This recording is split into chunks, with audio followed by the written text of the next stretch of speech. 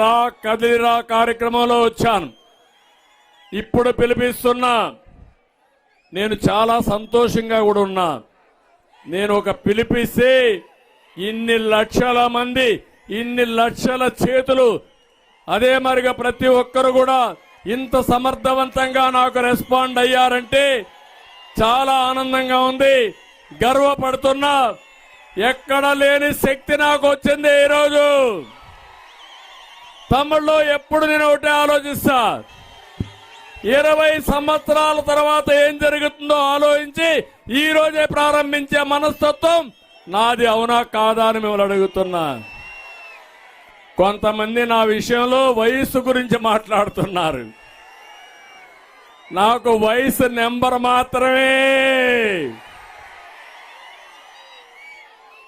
అవునా కాదా? కొబ్బరికాయ కొట్టలేని వాడు కూడా నన్ను గురించి మాట్లాడతాడు. ఒళ్ళు వంచలేని కూడా నన్ను గురించి మాట్లాడతారు. నాకు ఒక ట్రాక్ రికార్డు ఉంది. హైదరాబాద్ అభివృద్ధి చేసిన ట్రాక్ రికార్డు నాది. అవునా కాదా? అదే మారుగా ఐటీని ప్రోత్సహించి నాలెడ్జ్ ఎకానమీలో తెలుగు వారిని అగ్రభాగాన పెట్టిన ట్రాక్ రికార్డు నాకుంది. అవునా కాదా అని మిమ్మల్ని అడుగుతున్నా. ఇప్పుడు నాకు ఒక బాధ్యత ఉంది. నష్టపోయిన ఆంధ్రప్రదేశ్ ని బాగు చేసే బాధ్యత నాది. అందుకే 19లో నేను ఆలోచించాను.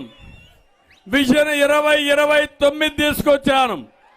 2029కి భారతదేశంలో నెంబర్ 1 రాష్ట్రంగా ఆంధ్రప్రదేశ్ తయారు చేయాలని కార్యక్రమాలు చేపట్టాను.